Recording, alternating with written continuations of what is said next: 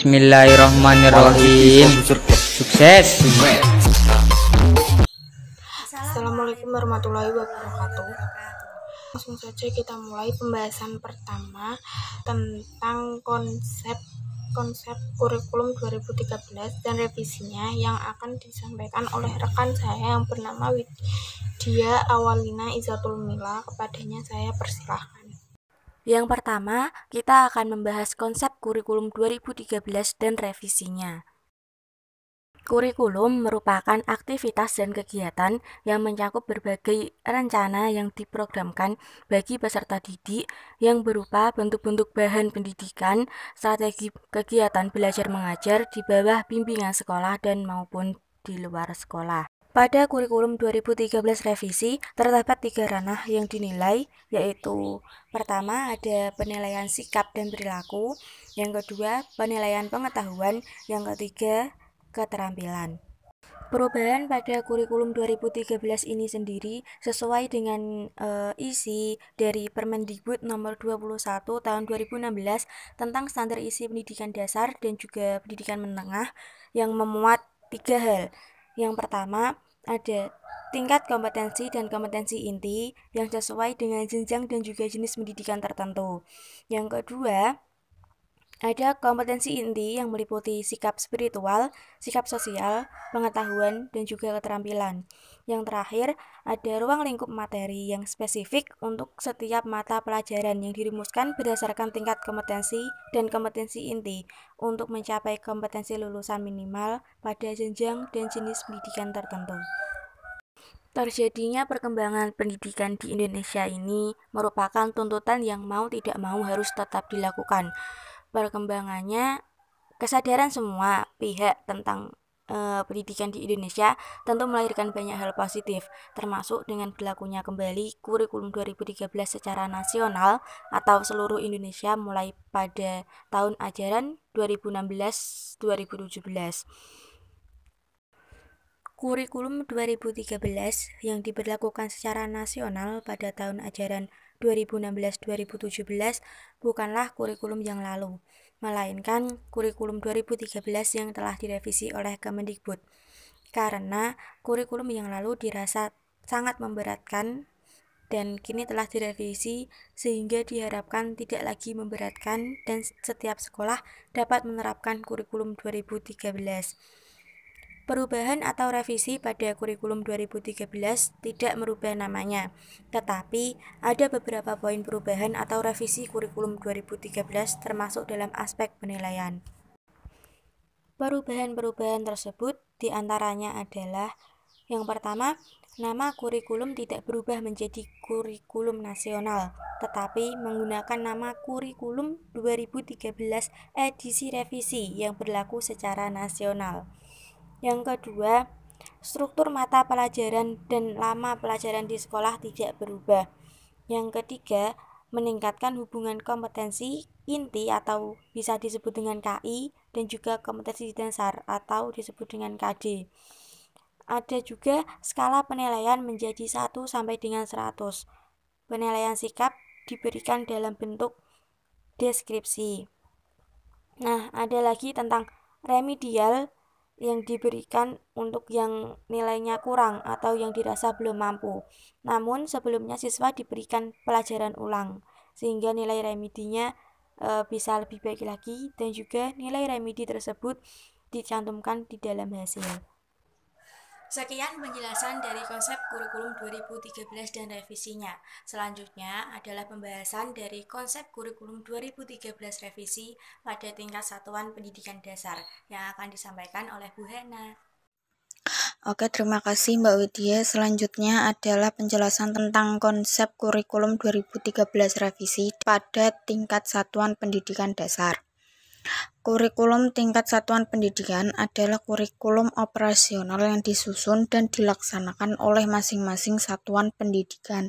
Kurikulum tingkat satuan pendidikan juga bisa disebut dengan kurikulum 2006 karena diluncurkan Departemen Pendidikan Nasional sejak tahun pelajaran 2006-2007 dan merupakan penyempurnaan dari kurikulum 2004. Kurikulum ini dikembangkan sesuai dengan relevansinya oleh setiap kelompok atau suatu pendidikan di bawah koordinasi dan supervisi Dinas Pendidikan atau kantor Departemen Agama Kabupaten atau kota untuk pendidikan dasar. Kurikulum 2006 ini memberikan keleluasaan penuh kepada setiap sekolah untuk mengembangkan kurikulum dengan tepat, memerhatikan potensi pada masing-masing sekolah dan daerah sekitarnya.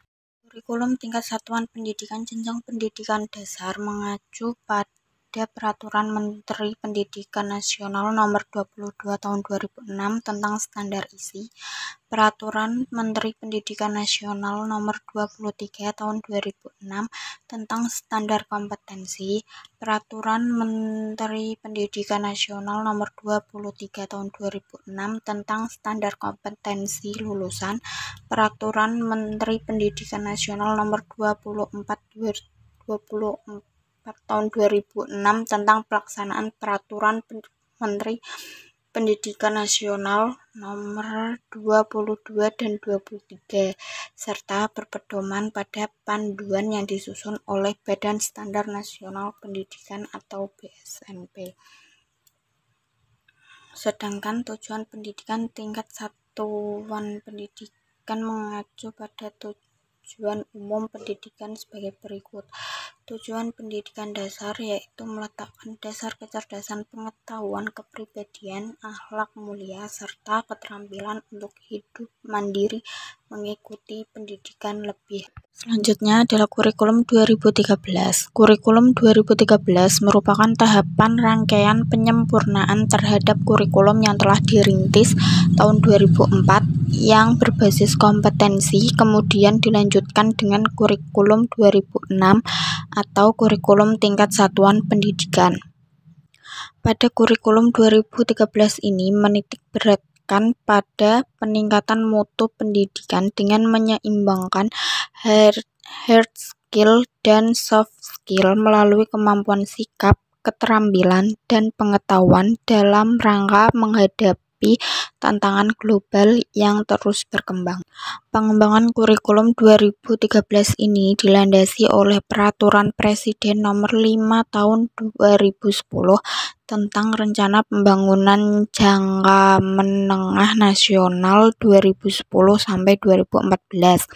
dan Peraturan Pemerintah Nomor 32 Tahun 2013 tentang perubahan atas Peraturan Pemerintahan Nomor 19 Tahun 2005 tentang Standar Nasional Pendidikan. Ruang lingkup materi dan tingkat kompetensi peserta didik yang harus dipenuhi atau dicapai pada suatu satuan pendidikan dalam jenjang dan jenis pendidikan tertentu dirumuskan dalam standar isi untuk setiap mata pelajaran yang diatur dalam Permendikbud Nomor 64 Tahun 2013 tentang standar isi. Secara khusus, tujuan kurikulum 2013 diuraikan sebagai berikut. 1. Menentukan mutu pendidikan. 2. Membentuk dan meningkatkan sumber daya manusia yang produktif, kreatif, dan inovatif. 3. Meringankan tenaga pendidik dalam menyiapkan materi dan menyiapkan administrasi mengajar. 4. Meningkatkan peran serta pemerintah pusat dan daerah serta warga masyarakat secara seimbang. 5. Meningkatkan persaingan yang sehat antar satuan pendidikan tentang kualitas pendidikan yang akan dicapai. Oke, sekian presentasi dari kami. Jangan lupa like, komen, dan subscribe. Selamat belajar. Lebihnya kami mohon maaf. Assalamualaikum warahmatullahi wabarakatuh. Sampai jumpa di pertemuan berikutnya.